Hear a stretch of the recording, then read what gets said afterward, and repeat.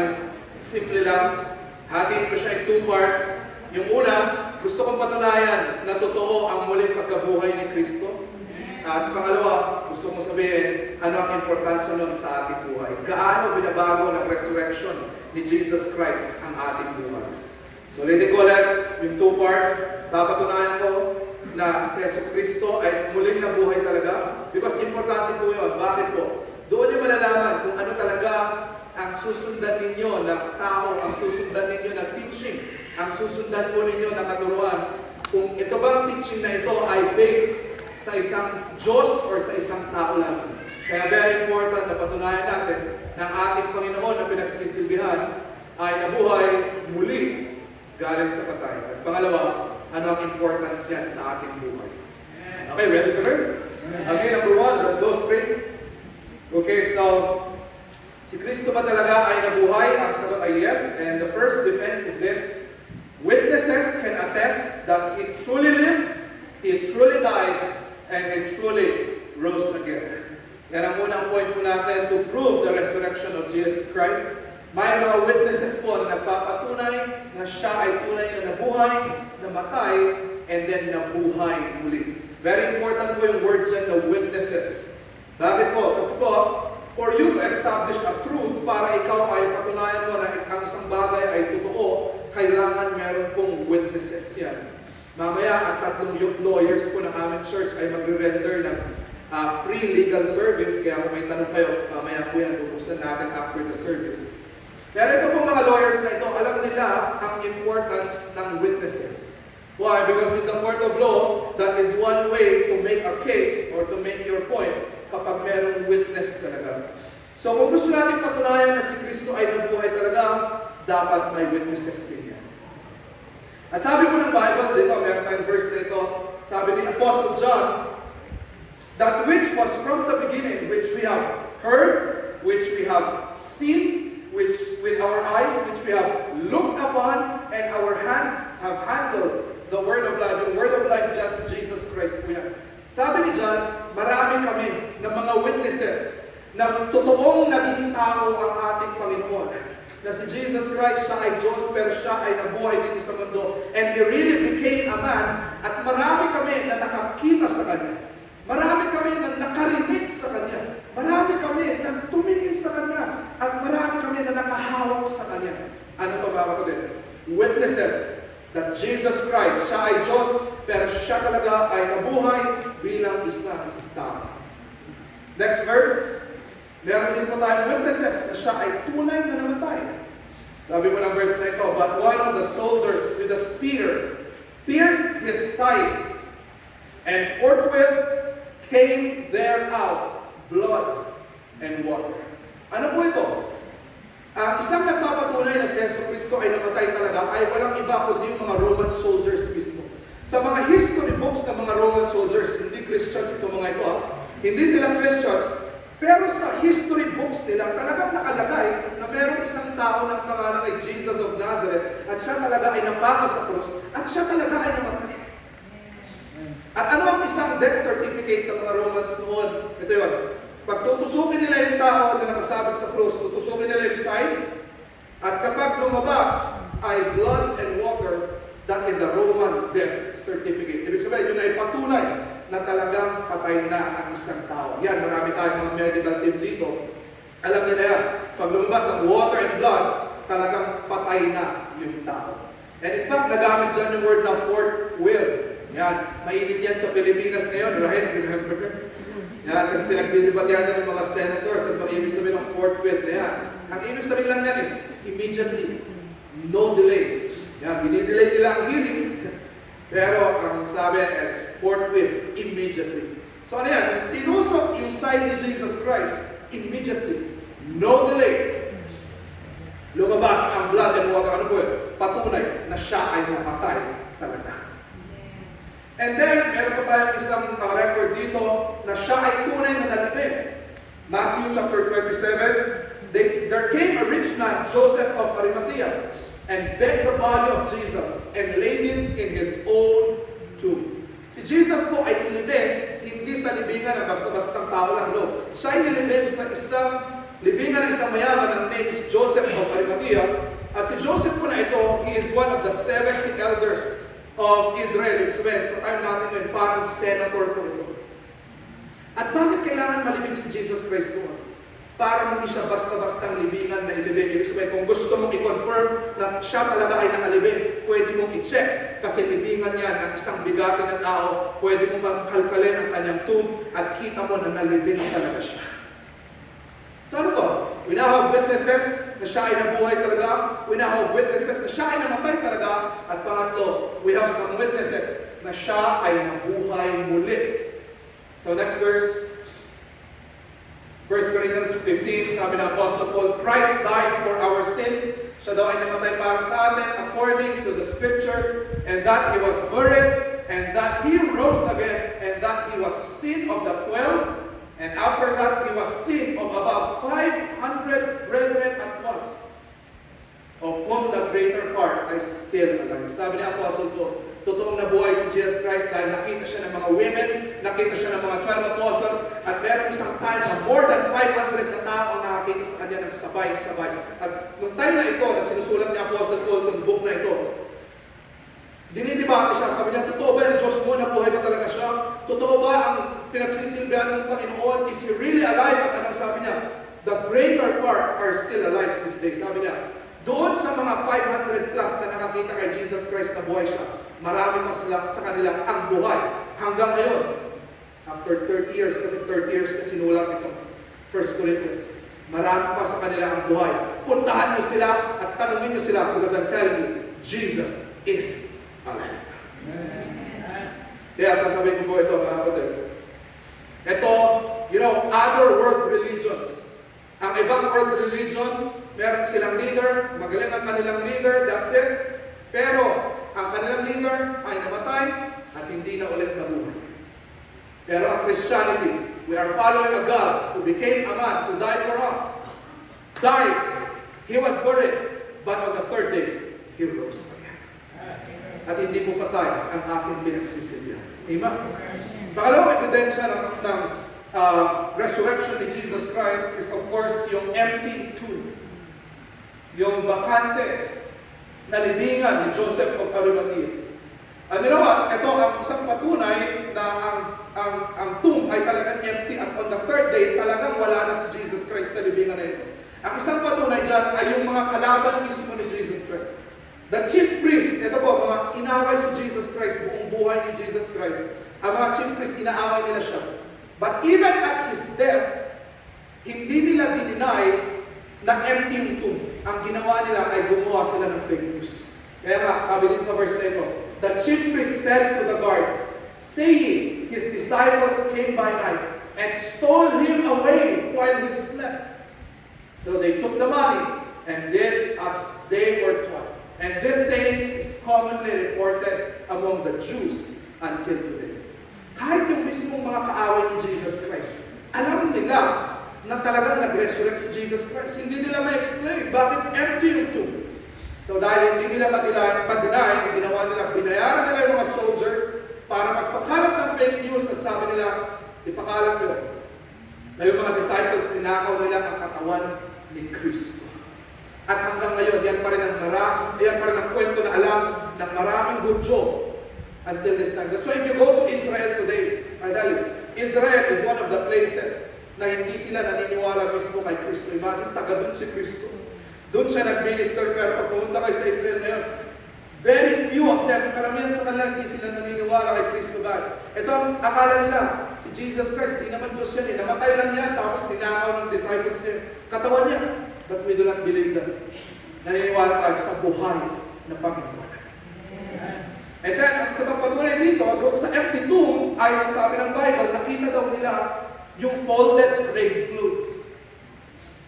Ang galing, di ba? Nung pumunta yung mga women doon sa empty tomb, ay naabutan nila yung damit, kung ano yung pinagbalot nila kay Jesus Christ, naabutan nila na nakatupi in the side. And the napkin that was above His head, not lying with the linen clothes, but wrapped together in a place by itself.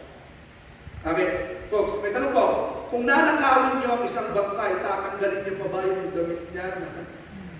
Hindi na, di ba? Tatanggalin. Or kung tatanggalin mo ba, man, itutupi mo pa ba? Hindi na. Ano ito? Hindi ninakaw ang katawan ni Kristo. Talagang bumising siya sa patay at tinupi niya yung kanyang damit. Amen. At sa Jewish tradition, sabi nila, pag tinupi mo daw ang damit mo, ang ibig sabihin nun, babalik ka pa. Kaya, ayun po, tupiin niyo po yung mga higaan ninyo para talagang babalik ka kayo. Pero totoo yan. Nabuhay muli si Kristo, tinupi niya yung damit niya, because I tell you, someday, babalik ulit siya. And He will come back. Say that. Okay, pangatlong defense ng resurrection is the changed lives of people. Men and women who were willing to die for this truth. Nung si Jesus Christ po ay nag-resurrect from the dead, nabago ang mga taong naniniwala sa Kanya. You know, sa study po ng sociology, ang Hudyo ang isa sa mga tao na sobrang hirap mabago ang kanilang paniniwala. Kasi mula bata, binabasa nila yung Torah, binabasa nila yung kanilang mga history books, pinapamemorize nila. Kaya talagang mahirap baguhin ang paniniwala ng isang Hudyo. Pero ito po yun. Nung si Jesus Christ ay nag-resurrect from the dead, I tell you, nagbago ang mga Hudyo na ito. Dati, ang worship nila Saturday. Pero nung nag-resurrect si Jesus Christ, makita natin sila ay nag-worship on a Sunday. Bakit po? Bakit tayo nag-worship on a Sunday? Because we celebrate that on a Sunday morning, Jesus rose from the dead. Imagine kung buhay ng mga to, Saturday ang worship nila. Pero nung nag-resurrect si Jesus, dahil naniwala sila doon, nabago. Sabi niya, hindi, nag-worship tayo on a Sunday because Christ rose on a Sunday. Ang sineselebrate nila, Passover. Pero nung nag-resurrect si Jesus Christ, hindi na. Iba na ang isi-celebrate natin. Lord's Supper na. Because in celebration of Jesus Christ. Ang mga Hudyo buong Old Testament, walang baptism dyan. Never sila nag-baptize. Pero nung nag-resurrect si Kristo, sila ay nag-practice ng baptism. Anong ibig sabihin ng baptism? Ikaw ay nalubog, kasama ni Kristo, namatay sa iyong mga kasalanan, at ikaw ay nag-resurrect sa bagong buhay na pwede niyang ibigay sa iyo. And you know, they celebrated this. Ano to? Nagbago ang kanilang paniniwala. At hindi lang kanilang paniniwala ang nagbago rin ang kanilang mga buhay. That's why next time, makita natin after the resurrection of Jesus Christ, yung mga disciples niya na takot mag-share ng Word of God. Nung nag-resurrect si Kristo, bigla silang naging bold na preachers. Bigla silang nag-share. Ano mga kapatid, maniwala ka sa Panginoon. Siya lang ang daan para ikaw ay magkaroon ng kaligtasan. Naging bold sila sa pag-preach. Iniwan nila ang kanilang mga trabaho para sumunod kay Kristo. Nabago ang kanilang mga buhay. And I tell you folks, isa sa greatest defense ng Christianity ito. Throughout generations, maraming tao sa buong mundo from 2,000 years ago hanggang ngayon, hindi magkakakilala yung mga yan. Pero isa lang ang kanilang sinasabi. Naniwala sila kay Kristo, na si Kristo ay buhay muli. Tinanggap nila si Kristo bilang Diyos at tagapagligtas. Naniwala sila sa Kanya. And you know what? Nabago ang kanilang mga buhay. Alam niyo po ba, even scientists like Blaise Pascal, John Lennox, itong mga world-renowned scientists, itong mga ito, they say na nabago ang aming buhay dahil naniwala kami sa buhay ng Kristo. Meron tayo mga lawyers, mga accountants, mga professionals, mga bata, mga matatanda. Pare-parehas ang kwento. Pagdating sa kaligtasan, kami ay naniwala sa buhay ng Kristo. Naniwala kami, binago niya ang aming buhay. Same story. Change lives of people. At sa aming mga visitors today, yung mga members na nakikita nyo dito, kasama ako doon, hindi kami mga perfecto mga tao, kami ay mga makasalanan din. Ngunit alam nyo, isa lang ang aming kwento, we are sinners, saved by grace. Naniwala kami kay Kristo, natanggap namin siya sa aming buhay bilang Diyos at tagapagligtas. Nabago ang aming mga buhay, hindi perfecto, pero binabago niya every day. At marami kami mga kwento dito na dating ganito, pero dahil kay Kristo, nabago. Dating ganito, pero hindi na ngayon. Amen? Yan po ang katotohanan na si Kristo ay buhay. Ngayon, ano po ang power niyan? Gaano ka life-changing ang katotohanan na yan? Paano niya babaguhin ang ating buhay? Anong gagawin niya para sa atin? Number one is this. Salvation and transformation was promised because of the resurrection. Ang gusto ko lang sabihin dito, dahil nabuhay muli si Kristo, tayong mga tao, pwede tayong magkaroon ng kaligtasan. Kaya nga sabi ko ng verse 9 sa Romans 10:9, that if thou shalt confess with your mouth, gamit daw ng iyong bibig, you will confess that Jesus is Lord.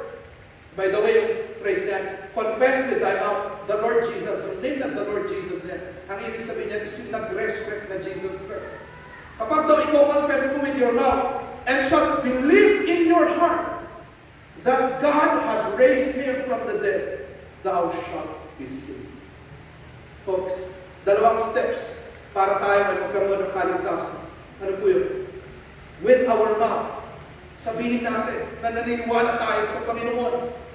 And with our heart, maniniwala tayo. With our mouth, we confess. With our heart, we believe. Amen. At sabi ng Bible, thou shalt be saved. Ano po ba itong salvation na tinutukoy natin?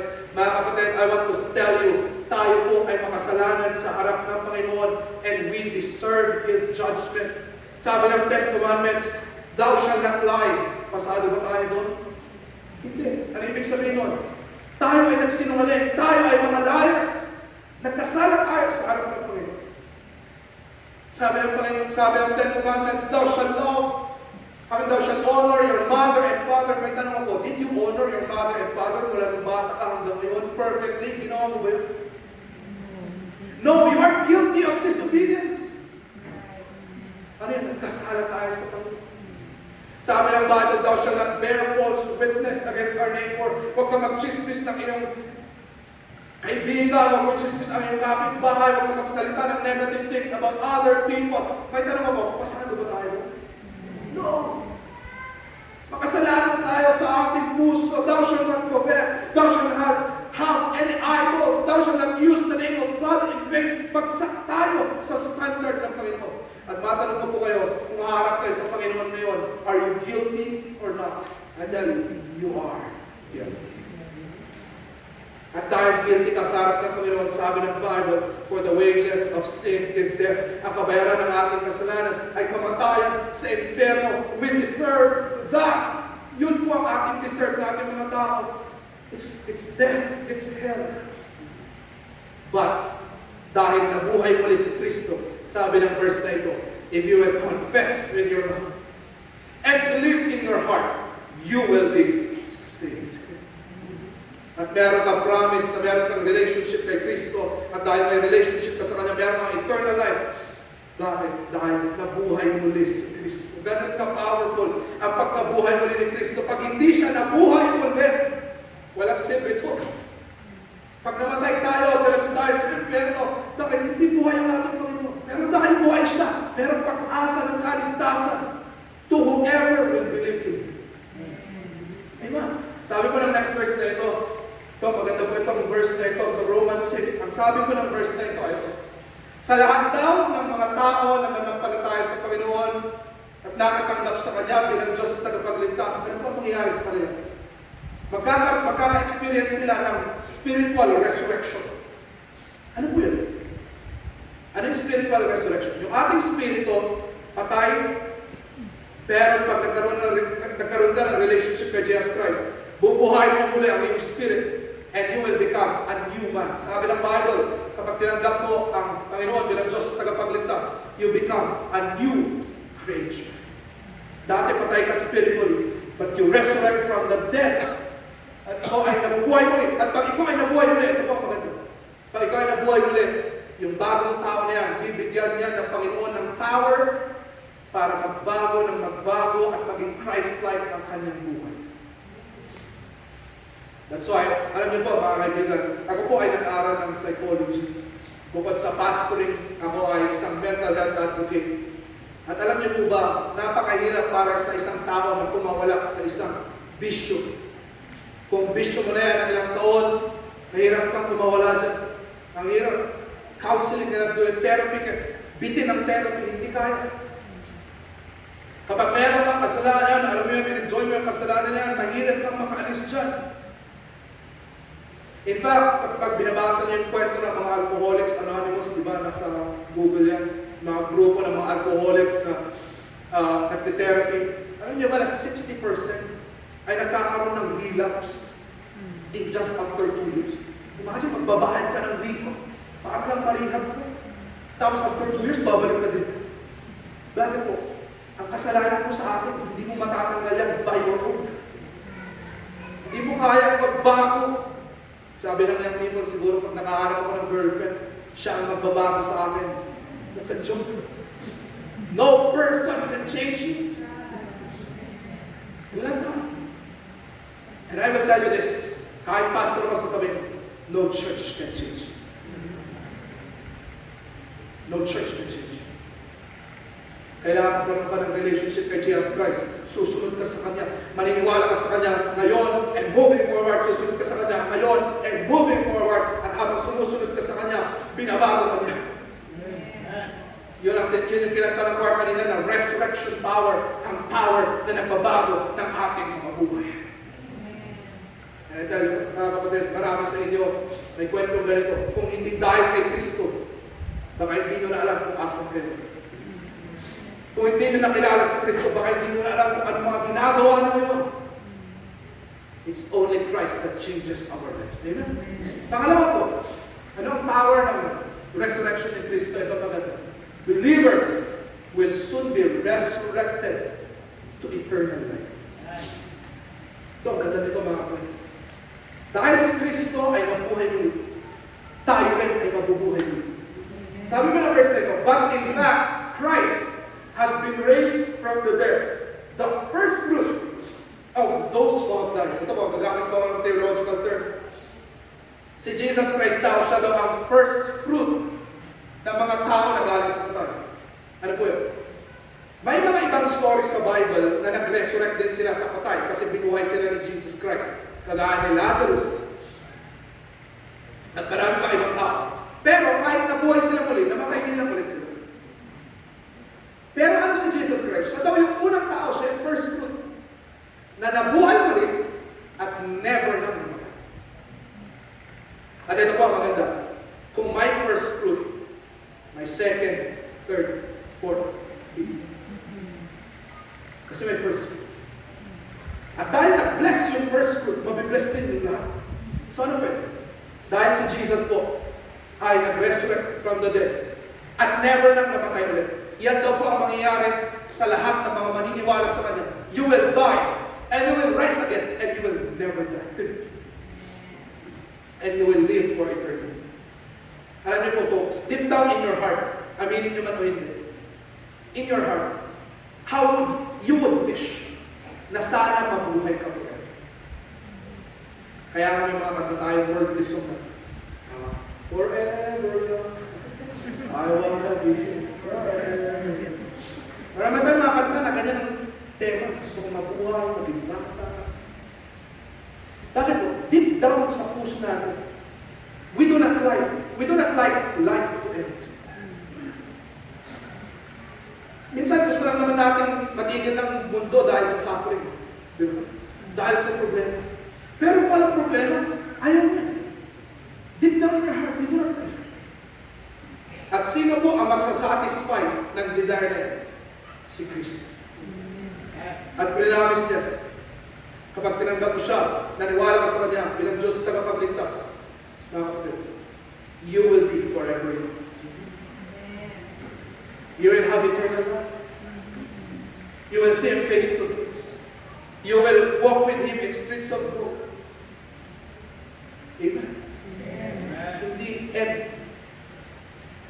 Pag namatay tayo, hindi. Kaya ang description ng Bible sa mga namamatay na Kristiyano, tulog lang yan. They are just asleep. Someday, they will rest again. To enjoy. At ito maganda, alam niyo ba, pagbalik ni Kristo, enjoy natin because we will have a new heaven and a new earth. Itong mundo natin na ito, mare-revive ito to its maximum potential. Yung mga puno, mga rivers, mga nature, sobrang ganda. Magkakaroon ka ng glorified body. Magkakaroon ka ng trabaho, magkakaroon ka ng worship sa Panginoon. Napakaganda. Promise yan dahil si Jesus na buhay sa patay. Ganun din ang mangyayari sa lahat ng mga naniniwala sa Kanya. At panguli, ano po ang power ng resurrection? Ito po, number 3. Our faith service, prayers, and Christian journey matter for eternity. Ang ating daw pananampalataya ay may kabuluhan. Ang inyong mga prayers may kabuluhan dyan. Ang pagsisilbi ninyo sa Panginoon, meron niyang kabuluhan. The whole Christian journey, it means something for eternity. Why? Because Christ has risen from the dead. Sabi ng binasa ng ating Bible reader kanina, kung hindi daw nabuhay si Kristo, our faith is in vain. Huwag na tayo mag-church. Huwag na tayo mag-preach. Huwag na tayo mag-pray. Bakit? Buhay, patay din lang ang pinagpiprayan mo. Huwag na mag-pray. Huwag na. Huwag ka na magsilbi sa Panginoon. Patay din lang. And yan, sabi ng Bible, no? Siya ay buhay. Kaya nga dun sa dulo ng ating Bible reading kanina, di ko alam kung napansin niyo, nakalagay doon, be steadfast, unmovable, always abounding in the work of the Lord, for as much as you know, your labor is not in vain. Ano daw po? Lahat ng ginagawa natin para sa Panginoon ay hindi siya walang silbi, meron siya kabuluhan because Christ is alive. At nakikita niya ang bawat ginagawa natin para sa Kanya. Kaya nga po, sa lahat ng aming mga mothers dito, alam ko, marami rin kayong pinagdadaanan ng mga suffering. Sabi ng isang research, kung yung mga lalaki daw, meron silang 10,000 thoughts in one day. Ang mga babae daw, mga nanay, may 20,000 thoughts in one day. Yung tinakal, gano'ng kadami ang inaalala ninyo. Pero ito, pakinggan po ito. Kung patay ang Panginoon, at wala kang relationship sa Kanya, sino na lang ang katulungan? Who will help? Politician? No. We know this. All politicians will promise something and will never do. Sino katulong natin? Friends and family? You know, ang friends and family natin, andyan sila, praise God. Pero hindi sila perfecto. May mga times, wala din sila. Ang masakit nga, minsan kahit pamilya, hindi ka tutulungan. But who will help you? I tell you, the risen Christ. Sabi ng Bible, pag dinala mo ang prayers mo sa Kanya, dahil naging tao siya, naiintindihan ka niya, pinapakinggan niya ang iyong panalangin, naririnig niya, binibigyan ka niya ng solusyon, binibigyan ka niya ng comfort. Siya ang gumagamit ng mga tao sa paligid para mag-connect, para tulungan ka sa problema mo. Bakit buhay po ang ating Panginoon? Pag ikaw ay depressed, ano gagawin? As a counselor, I always tell people, pumunta ka for counseling, hanapin yung emotional support mo, mag-open up ka sa Kanya, mag-depress ka, kasi healing starts with sharing. Kapag nag-share ka, ikaw ay nag-heal sa anxiety and depression. Pero may tanong ako, lagi ba na meron kang makakausap?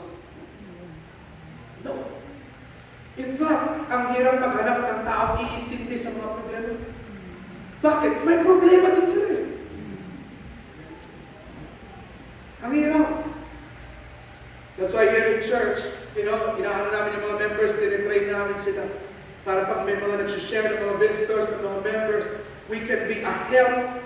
Pwede kami mag-encouragement, prayer warriors para sa mga tao. But let me tell you, tao lang din kami. We will not be there forever.